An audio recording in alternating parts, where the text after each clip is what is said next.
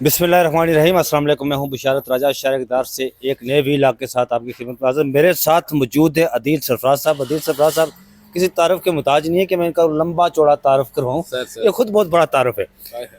अदील सरफराज साहब, आज supreme court of Pakistan में एक तौहीन अदालत केस की समाअत हुई। बार बार एक सवाल जस्टिस मंसूर शाह साहब की तरफ से उठाया जाता रहा कि एक जुडिशल आर्डर को अनडू क्या एग्जीक्यूटिव साइड या इंतजामिया साइड कर सकती है। किसी का इस सवाल का जवाब अटॉर्नी जनरल ऑफ पाकिस्तान के पास भी नहीं था, ख्वाजा आरिफ साहब के पास भी नहीं था। अहमद खान साहब ने दलाइल दिए, उन्होंने फुल कोर्ट की इस्तदा की, जस्टिस शाहिद जमील ने भी फुल कोर्ट की इस्तदा की, मनीर मलिक साहब ने भी की। ख्वाजा आरिफ साहब ऐसा लग रहा था दो कश्तियों में सवार है, वो दिल उनका कहीं और तरफ धड़क रहा था, आर्गू कुछ और कर रहे थे। बीच में उन्होंने कहा जी कि चले ठीक है, आपकी मर्जी है जी, फुल कोर्ट बनाते हैं या नहीं बनाते हैं। और दूसरा, इस पर ये बताइएगा कि क्या मामला फुल कोर्ट की तरफ जाएगा या बादियो नज़र में कमेटी के दो मेंबरान चीफ जस्टिस और जस्टिस अमीरुद्दीन खान ने यह फैसला किया था।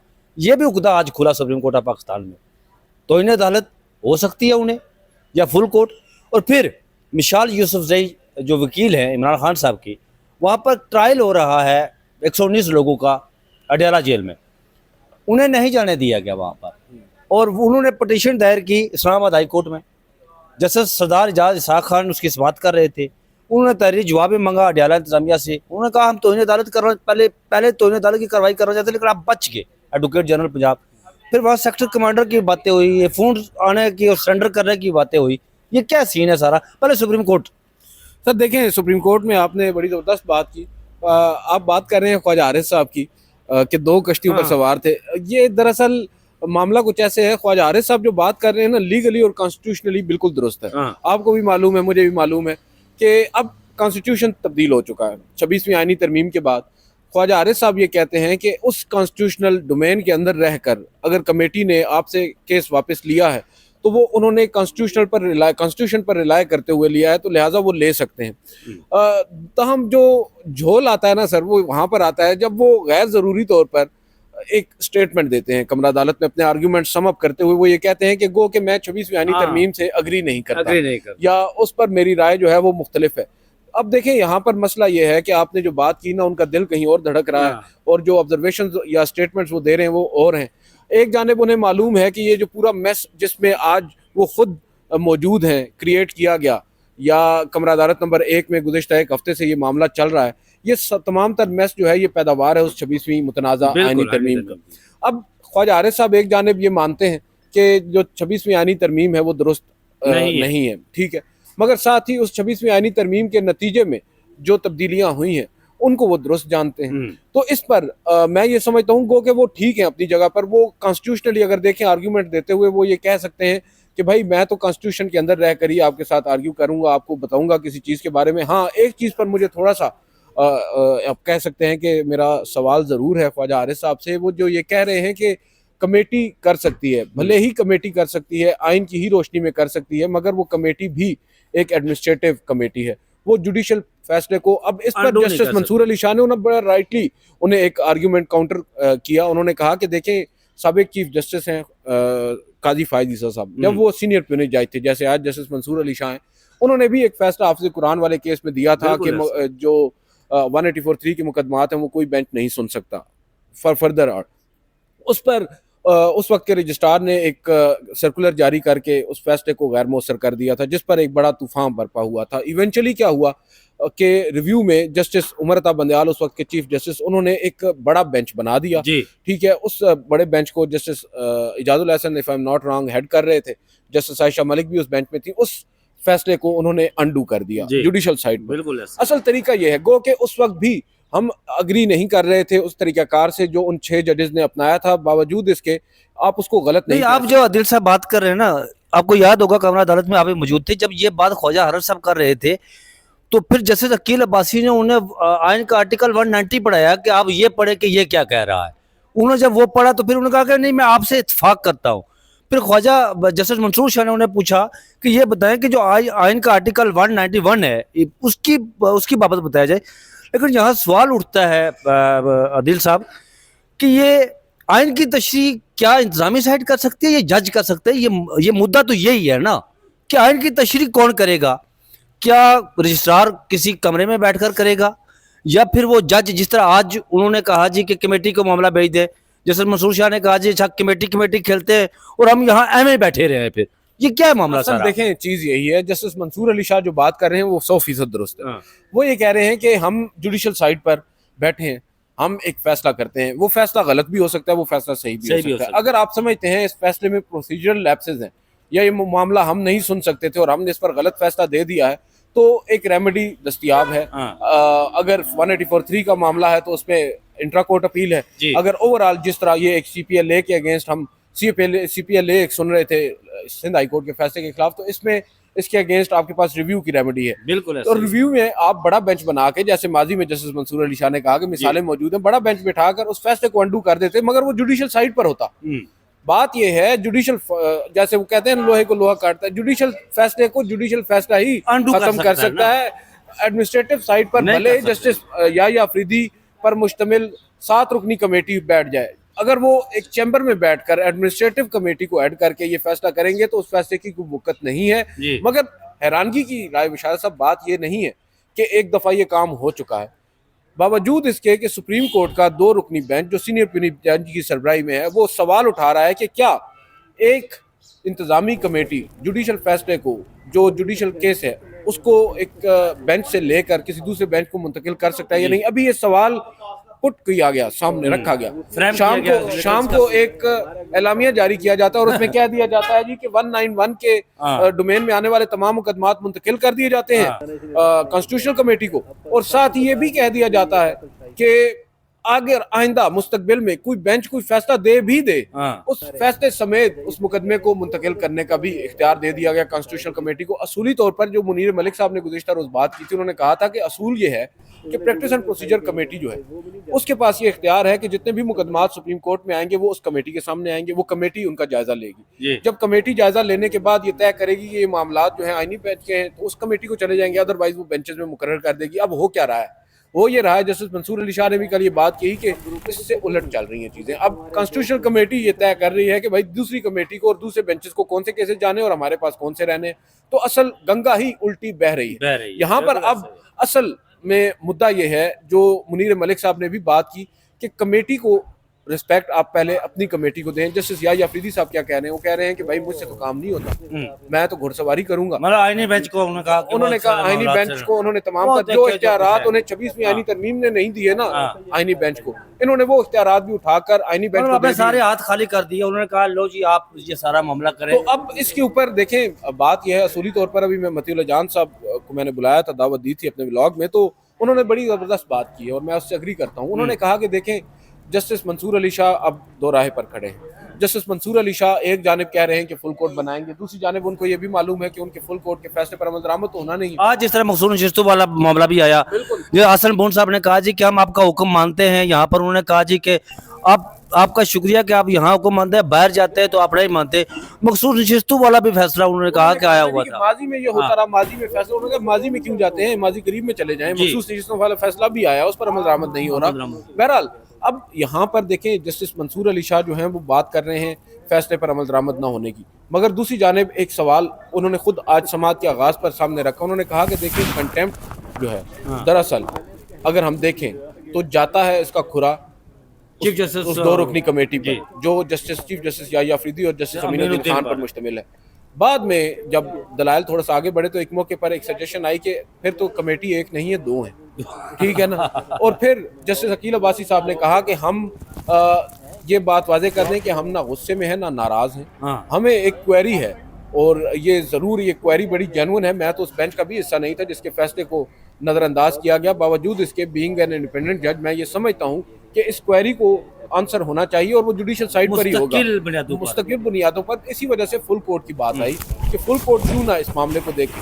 اب اگر اٹارنی جنرل آف پاکستان یہاں پر آ کر یہ حامی بھر لیتے اور یہ کہہ دیتے کہ بھائی فل کورٹ میں جلا جانا چاہیے تو شاید یہ فیصلہ آج ہی ہو جاتا, مگر فیصلہ آج نہیں ہو رہا. اب اس میں ایک اور چیز جو کنٹیمپٹ کی آپ بات کر رہے ہیں, کنٹیمپٹ کا اب بھی سر چانس بہت زیادہ ہے. اچھا, ابھی متی اللہ جان صاحب کی میں بات کر رہا تھا, انہوں نے یہی اگزامپل دی. انہوں نے کہا کہ آپ کے پاس کنٹیمپٹ کا ایک اختیار موجود ہے اور آپ کہہ رہے ہیں کہ ہمارے پاس یہ اختیار ہے, مگر ہم پروپرائٹی جو ہے اس کو ذہن میں رکھ کر ایسا کام نہیں کر رہے, تو پھر جب فیصلے کرنے ہوتے ہیں تو پروپرائٹی کو نہیں دیکھنا ہوتا, آپ نے آئین اور قانون کو دیکھنا ہوتا ہے. اگر آپ یہ سمجھتے ہیں آئین اور قانون کے مطابق کہ یہاں پر توہین عدالت ہوئی ہے, چاہے کرنے والا چیف جسٹس آف پاکستان ہے, آپ نے نوٹس کرنا ہے, پھر آپ کو پیچھے وہاں سے نہیں نہیں, یہ بات تو درست ہے نا, لیکن جس وقت ایڈیشنل رجسٹرار سے انہوں نے کہا جی کہ وہ کمیٹی کے وہ منٹس ہمیں دکھائے, جس پر آپ نے کہا جی کہ ہم نے کمیٹی کے احکامات مانے ہیں, لیکن وہ انہوں نے کہا جی کہ وہ منٹس تو نہیں ہے, وہ تو وربل بات تھی نا, وہ وربل بات کی گئی وہاں پر اور احکامات مانے گئے, تو پھر پھنستا کون ہے؟ بعد میں منٹس بھی آ گئے ہیں, کمیٹی کے منٹس بھی ان کے سامنے آ گئے, ان منٹس کے اندر یہ لکھا ہوا ہے کہ ہم وڈرا کر رہے ہیں کیسز کو. اب یہ نیا پنڈوراز باکس کھول رہا ہے. خواجہ حارث صاحب کو شاید اس بات کا اندازہ نہیں تھا, وہاں پر انہیں بتایا گیا جسٹس منصور علی شاہ کی جانب سے کہ اس کے اندر ایگزیکٹلی لکھا ہوا ہے کہ وڈرا کیے جا رہے ہیں. تو یہ معاملہ اتنا سادہ نہیں ہے, کافی پیچیدہ ہے. اب کل دیکھیں, موسٹ پروبلی یہ فیصلہ آ جائے گا, جمعے کا مبارک دن ہے, تو کیا فیصلہ آتا ہے. اچھا دوسرا, چلے ٹھیک ہے, فیصلہ آ جائے گا.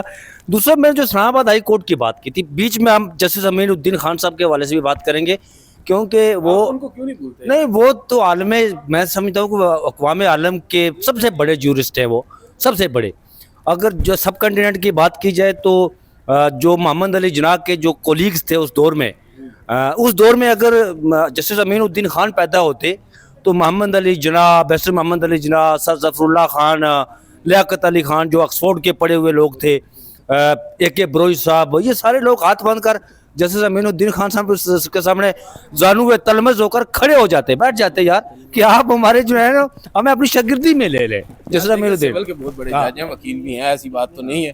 ہاں دیکھیں, کانسٹیٹیوشنل میٹرز جو ہیں ان میں ان کی ایز سچ ججمنٹس ہمارے سامنے موجود نہیں ہیں, اور ان کے اوپر ریلائے کر کے. اب دیکھیں یہاں پر یہ سب سے بڑا جو ان کے اوپر تنقید کی جا رہی ہے وہ یہی کی جا رہی ہے کہ ایک بندہ کانسٹیٹیوشنل ایکسپرٹ نہیں ہے. ہو سکتا ہے وہ ہوں بھی, مگر ہم نے نہیں دیکھا ان کا کوئی ایسا فیصلہ یا ان کی جانب سے کوئی ایسی آبزرویشن جس کی بیس پر ہم یہ کہہ سکیں یا نتیجہ اخذ کر سکیں کہ بھائی وہ کانسٹیٹیوشنل جج ہیں. تو ہو سکتا ہے ہماری ریڈنگ غلط ہو, لیکن ہمیں تو یہی نظر آ رہا ہے, اور اس ہماری جو ہمارا نظریہ ہے اس کے مطابق ہم یہ سمجھتے ہیں کانسٹیٹیوشنل بینچ بنانا تو اول تو وہ ایک بہت بڑا ایک بلنڈر ہے, مگر پھر بینچ کی سربراہی ریٹن آرڈر کو ان کی طرف سے آیا, ابھی تک کوئی ریٹن آرڈرز تو خیر رپورٹڈ ججمنٹ کوئی ابھی تک نہیں آئی. آئینی بینچ کی جانب سے 3 ماہ سے زائد کا عرصہ ہو چکا ہے. یہ سوچنا ہوگا اس آئینی بینچ کو, اس آئینی بینچ میں شامل دیگر ججز صاحبان کو بھی. اچھا ایک اور سوال ہے, چلے یہ آپ کا پوائنٹ آف ویو آ گیا, آپ عدالتیں کور کرتے ہیں مدت سے, مجھے یہ بتائیں کہ جس طرح justice Masood Shah court of day آج لکھوایا انہوں نے, اور آرڈر لکھوایا کہ بلا کر یہ لکھے, تو جسٹس امین الدین خان وہ کاغذ پر لکھ کر لاتے ہیں یا وہاں پر ساتھ لکھتے ہیں, کیا کرتے ہیں؟ ایسا نہیں ہوتا.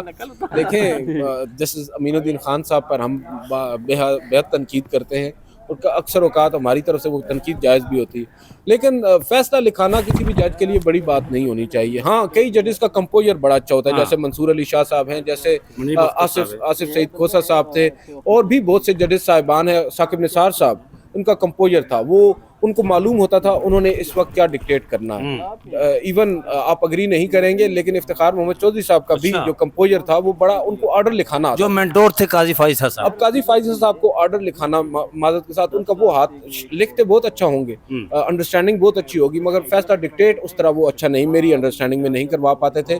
اور جسٹس امین الدین خان صاحب کی آپ بات کر رہے ہیں, دیکھیں فیصلہ لکھنا جو ہے نا, اس وقت کمرہ عدالت میں لکھانا, اس سے آپ نہیں اندازہ لگا سکتے کہ جج کتنا بڑا ہے. بہت سارے ججز صاحبان کا بولنے میں ہاتھ تنگ ہوتا ہے, ذرا وہ کم بولتے بھی ہیں, اور زیادہ کمپوزر ان کا نہیں ہوتا, انڈرسٹینڈنگ کی بات ہوتی ہے وہ لکھا کیا رہے ہیں, اصل میں یہ چیز ہے. جسٹس منصور علی شاہ ایک ایکسیپشنل کیس ہے سر, وہ تو ابھی آرگیومنٹ ایک وکیل نے کیا تو فوری طور پر انہوں نے اس کے آرگیومنٹ کو ریپروڈیوس کروا دیا آرڈر میں بغیر کسی نوٹس کا سہارا لیے, تو یہ تعداد صلاحیت بھی ہوتی ہے.